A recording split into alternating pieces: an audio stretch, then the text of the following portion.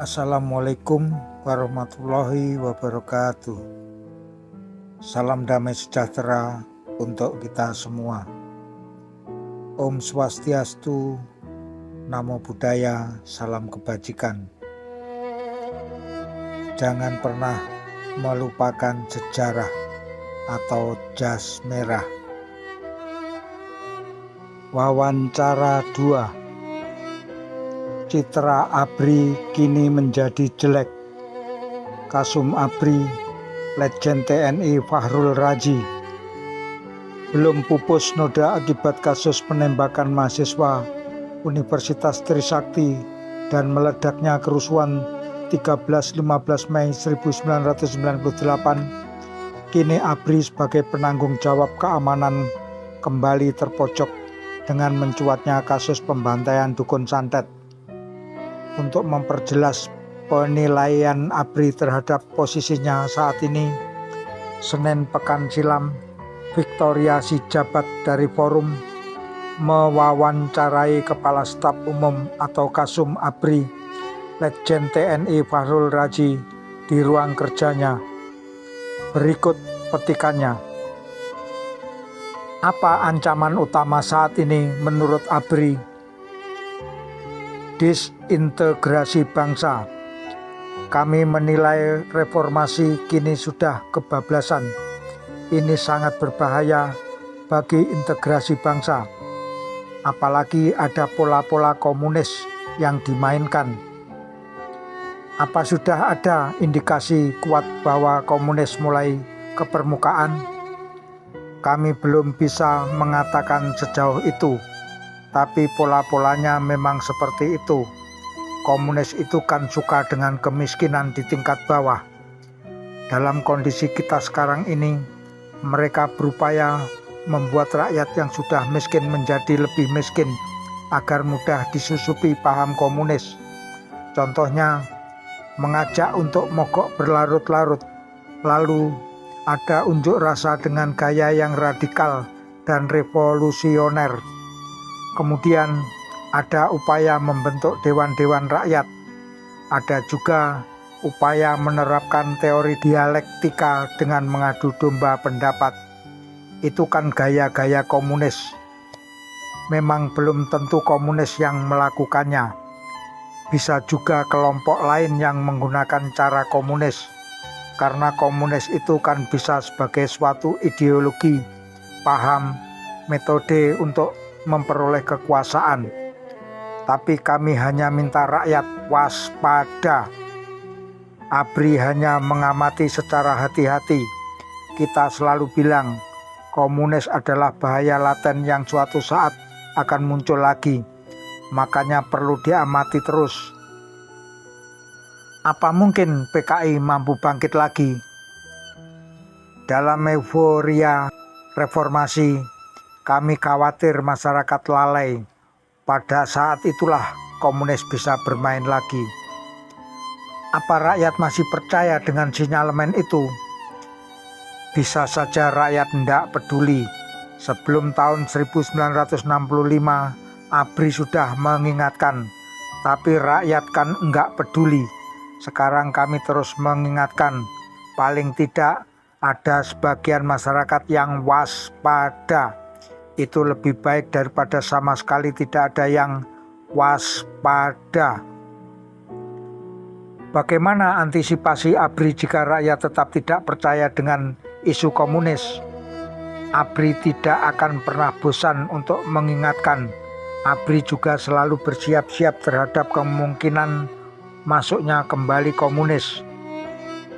Apa Anda sudah melihat ada pihak yang sengaja menciptakan situasi seperti ini? Kembali saya bilang, kalau mereka melihat ada satu potensi untuk mereka masuk, mereka akan menjaga supaya potensi itu jangan sampai pudar. Potensi itu terus dikipasi supaya jangan sampai padam. Potensi itu bisa saja karena kesalahan ABRI atau pemerintah. Nah, oleh mereka potensi-potensi itu dijaga terus. Oleh sebab itu, bolak-balik kami mengingatkan, tapi belum tentu semua orang waspada. Apakah komunis juga bermain dalam kasus pembantaian di Jawa Timur? Sampai sejauh ini, ABRI belum melihat ada indikasi politis dalam kasus itu. Mungkin pola-pola itu kelihatan bermain, tapi belum bisa kami katakan bahwa komunis sudah bermain di sana. Tim Mabes ABRI sudah dikirim ke sana. Ada isu oknum ABRI terlibat di sana? Itu cuma isu. Saya kira isu itu disebarkan pihak yang menginginkan ABRI pecah. Mereka ingin ABRI jauh dari rakyat. Dari penyelidikan ABRI, benarkah korban yang dibunuh itu dukun santet? Kalau mereka dukun santet, bagaimana cara kita membuktikannya? Tapi paling tidak, kebanyakan di antara korban adalah yang diisukan sebagai dukun santet. Kejadian tersebut dimulai dari pembantaian dukun santet, lalu masuk ke masalah kriminal biasa dengan menggunakan alasan dukun santet. Mungkin korban yang guru mengaji itu tindakan kriminal biasa, tapi dengan alasan dukun santet. Mungkin iya. Pengusutan ini kan belum selesai. Kalau sudah selesai, saya lebih condong untuk mengadakan rilis khusus. Kasus ini memang agak rumit karena tempatnya menyebar di banyak desa. Kami kesulitan untuk menemukan pelakunya. Jadi mungkin saja aparat kesulitan untuk mendata jumlah korban yang pasti. Saya dengar Gus Dur juga sudah mengatur langkah-langkah. Mudah-mudahan semakin banyak pihak yang menaruh perhatian dan menyelidiki kasus ini akan lebih cepat terungkap. Cukup sulit bagi kami untuk langsung mengatasinya di wilayah-wilayah desa yang terpencil. Bagaimana antisipasi ABRI agar kejadian ini tidak berlanjut ke daerah lain? Hari ini sedang dilakukan rapat koordinasi teritorial. Kasus ini termasuk salah satu yang kami angkat. Dalam situasi sekarang, kepedulian itu harus lebih ditingkatkan. Sekecil apapun potensi yang bisa menyebabkan timbulnya situasi seperti ini harus bisa dideteksi sejak awal dan segera diambil langkah untuk menetralisasinya. Tapi kesannya aparat terlambat menangani kasus ini. Tidak bisa juga dibilang terlambat. Mereka ada di situ, rakyat ada di situ, yang membunuhnya juga ada di situ. Jadi memang tidak gampang, apalagi di daerah terpencil. Mungkin di 3-4 desa hanya ada satu babinsa atau bintara pembina desa. Bukankah lokasi kejadian itu dulu basis PKI? Saya nggak tahu persis, saya pernah dengar begitu. Saya nggak terlalu menguasai riwayat daerah di sana. Tapi kalau saya lihat jumlah korban dan identitasnya, kayaknya belum terlihat ada kaitan dan motif balas dendam dari bekas PKI. Tapi kemungkinan itu juga sedang kami amati. Tapi cara membunuhnya kok kejam sekali ya. Karena itu jugalah yang antara lain perlu kita waspadai. Maka kami mencoba mengingatkan masyarakat karena ada pola-pola komunisme yang diterapkan di sana. Ada hasutan mengadu domba satu sama lain. Apakah rangkaian kejadian ini digerakkan oleh satu kelompok? Belum tentu. Saya kira ndak. Banyak kelompok yang bermain, tapi bisa juga di antara mereka bermain dengan pola yang sama. Jadi, siapa sebenarnya yang bermain di Banyuwangi? Kalau dulu kan orang menganggap dukun santet memang harus dibunuh. Itu di kampung-kampung, ya. Kalau tidak, nanti kita kena. Awalnya, menurut saya, mungkin murni seperti itu. Tapi lama-lama lantas berkembang menjadi tindakan kriminal. Mungkin untuk kepentingan perorangan atau kelompok. ABRI sudah punya gambaran tentang siapa yang bermain di sana. Ya siapanya ndak, tapi kalau kelompok-kelompok kan bisa diikuti. Dari yang sudah ditangkap kan bisa dilihat. Tapi selama ini yang sudah ditangkap dan diinterogasi kaitannya masih dengan isu tukang santet tadi. Termasuk oknum ABRI yang juga tertangkap, itu masih tanda tanya besar. Mengapa ada oknum ABRI tertangkap? Silakan tanya ke kepolisian daerah Jawa Timur.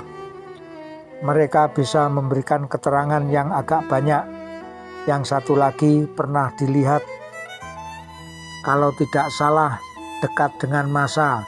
Tapi bukan berarti dia tertangkap tangan saat massa sedang menyerang. Ini masih perlu diklarifikasi. Apalagi oknum ABRI ini anggota Babinsa. Bisa saja pada saat itu dia datang untuk mengamankan, tapi kemudian diancam massa. Ada isu para penggerak kerusuhan tersebut berambut cepak dan bertubuh tegap. Orang kan paling senang mengarang begitu, nggak apa-apalah. Gus Dur bilang kejadian di Jawa Timur itu tanggung jawab ABRI. Gus Dur kan dalam apel akbar di parkir Timur Senayan itu begitu banyak bicara mendukung ABRI. Dia sedikit saja omong soal kasus di Jawa Timur, tapi koran-koran langsung menjadikannya headline. Bagaimana sikap ABRI tentang permintaan Gus Dur agar ABRI bertanggung jawab? Tanggung jawab dalam arti masalah keamanan ya jelas. Tapi kalau dalam arti seolah-olah ABRI yang merekayasa kejadian itu, jelas tidak. Dan saya kira bukan itu maksud Gus Dur. Saya yakin Gus Dur bermaksud mengembalikan pada masalah fungsi ABRI sebagai penanggung jawab dalam bidang keamanan. Dalam acara itu terlihat sekali ABRI sangat akrab dengan NU. Oh iya, dengan siapa sih ABRI enggak akrab? Kapan pengusutan tim ABRI selesai dan hasilnya diumumkan? Saya kira untuk soal Banyuwangi mudah-mudahan minggu depan itu sebenarnya mau secepatnya dirilis. Itu kan bukan daerah tertutup. Sekarang kan semua sudah terbuka dan enggak mungkin kita tutup-tutupi. Apakah betul pembantaian itu terorganisasi dan sistematis? Kalau korban adalah dukun santet murni, memang enggak gampang membuktikannya. Karena memang suatu kebanggaan bagi masyarakat di sana bahwa mereka sudah membunuh orang jahat. Jadi enggak bisa segampang itu membuktikannya.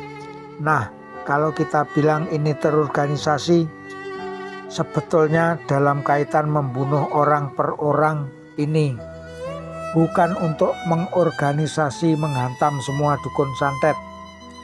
Katakanlah di kampung A kita tahu dukun santetnya Bapak B. Kemudian ada yang mengorganisasi berkumpul malam-malam untuk membunuhnya. Jadi pengertian terorganisasinya seperti itu. Lalu kalau dibilang sasarannya guru mengaji, ternyata guru mengaji yang jadi korban hanya satu. Dan itu masih dalam pengusutan kita, dalam kaitan dan motivasi apa sampai dia kena. Kabarnya sebelum kejadian itu, aparat ABRI di sana sudah meminta daftar nama dukun santet. Itu pekerjaan pemerintah daerah setempat. Jadi Pemda memang mengumpulkan nama-nama mereka. Maksudnya untuk mengamankan mereka supaya mereka bisa segera diungsikan daripada dibunuh orang. Tapi karena rakyat sedang senang-senangnya memojok-mojokkan pemerintah, ya itulah yang diangkat. Lagi pula pendaftaran nama itu dilakukan setelah terjadi pembantaian. Pemda sudah membaca gelagat itu, jadi itu untuk menolong mereka yang dituduh dukun santet. Data-data itu disebarkan supaya mereka lari keluar. dan itu sudah cukup banyak, sudah banyak yang diselamatkan. Mengapa intelijen ABRI tidak mendeteksi kasus ini sejak awal? Salah satu bagian intelijen adalah Badan Pengumpul Keterangan. Mereka sebenarnya semua anggota masyarakat. Jadi katakanlah di 3-4 desa itu hanya ada satu babinsa. Dia baru dapat keterangan kalau dia datang ke suatu tempat. Dia omong-omong, baru dia tahu ada apa di sana. Atau kalau tidak, ada orang yang menginformasikan diam-diam kepada dia. Begitu sistemnya. Nah, masalahnya membunuh dukun santet buat masyarakat di sana adalah perbuatan mulia. Itu karakter masyarakat di sana. Oleh sebab itu, masyarakat di sana akan berusaha menutup-nutupi. Tapi kalau ABRI disebar ke pelosok-pelosok, nanti dikatakan ABRI terlihat terlalu banyak. Orang lantas enggak senang, itu masalahnya. Tapi memang kami akui dalam kasus ini sistem pelaporannya tidak berjalan baik. Sebab itu tadi membunuh dukun santet dianggap perbuatan yang mulia. Jadi mereka tidak mau melaporkan. Ada yang mengatakan pembantaian di Jawa Timur ini didalangi keturunan PKI yang mendendam karena keluarganya dulu dibantai warga NU. Kami akui, bukan kami enggak tahu ada orang yang menginginkan adanya kegiatan berbau komunis. Kami mendengar semua masukan, tapi kan kami enggak bisa asal tangkap dan tuduh. Bukan ABRI enggak berani tunjuk hidung mengatakan kamu komunis. Tapi janganlah kita gampang menuduh orang sembarangan. Harus ada bukti. Yang penting kita semua waspada. Jangan gampang diadu domba. Dan komunis itu kan tumbuh subur di daerah miskin dan keadaan ekonominya timpang sekali. Paling enak kan rakyat yang miskin diajak mogok berkepanjangan. Kalau ekonomi tambah parah kan tambah gampang komunis masuk. ABRI tahu ini. ABRI selalu mengatakan tolong diwaspadai. Ini pola komunisme. Mungkin ada yang lalai. Apakah mereka komunis atau tidak, itu persoalan berikutnya. Tapi kita harus mewaspadai bahwa ini adalah pola-pola komunis yang bisa mendompleng kemana-mana, di mana-mana. Kalau ABRI memberitahukan supaya waspada dan isu komunis paling sering disebut, dianggap berlebihan. Kami sudah memberitahu, ada warning dalam kurung peringatan. Masa sih semua rakyat enggak percaya kepada kami? Bagaimana mengangkat kembali citra ABRI yang menurun dalam era reformasi ini? ABRI harus berusaha melakukan tugasnya dengan sebaik mungkin. Jangan melakukan kesalahan-kesalahan. Citra ABRI kini menjadi jelek karena banyak ukuran masa silam yang diukur dengan nilai dan paradigma masa kini. Buat kami ini risiko, bukan berarti kami tidak berbenah. ABRI berbenah, tapi kami mengingatkan tolong jangan menghakimi masa lalu dengan paradigma masa kini. Jadi kasus-kasus dulu tidak perlu diungkap lagi. Ya ndaklah, itu hanya akan menimbulkan perpecahan. Misalnya, operasi lama di suatu tempat diusut. Nanti orang bilang, oh berarti yang dulu membantu ABRI itu si A. Kalau begitu, keluarga si A kita hantam saja. Kalau begitu, apa akan membawa kebaikan atau malah menimbulkan perpecahan? Kan bisa terjadi bunuh-bunuhan. Padahal dia dulu membantu ABRI adalah positif. Kami memikirkan jauh ke depan. Kalau kasus-kasus yang terjadi sekarang, misalnya penembakan mahasiswa Trisakti dan penculikan aktivis, ya harus diungkap secara tuntas. Itu bukan kasus lama. sikap politik ABRI terhadap PDI Megawati sekarang, kami kan turun tangan mengamankan kongres di Bali itu, sama seperti ABRI mengamankan kongres PDI di Palu sebelumnya. Setiap organisasi kan memilih ketuanya masing-masing. Siapa saja yang dipilih ya kita hargai. Apa ABRI akan merangkul PDI Mega? Mengapa mesti dirangkul? ABRI kan sudah sepakat untuk berada di semua golongan. Dulu kami melakukan kesalahan dengan mendekat ke Golkar. Enggak semua anggota ABRI senang. Tapi karena itulah paradigma waktu itu, ya kita mau bilang apa? Kalau Mega dicalonkan untuk jadi presiden, bagaimana sikap ABRI? Itu kan hak setiap orang. Kalau Anda mau mencalonkan diri jadi presiden, ya boleh-boleh saja. Tapi ada mekanismenya. Panglima ABRI menyatakan ABRI akan menerapkan paradigma baru. Bagaimana konkretnya? Begini. Paradigma ABRI yang acap lebih banyak kepada pendekatan keamanan, menyebabkan ABRI merasa harus mengambil tanggung jawab atas seluruh permasalahan bangsa. Masalah apa saja, ABRI siap tampil ke depan.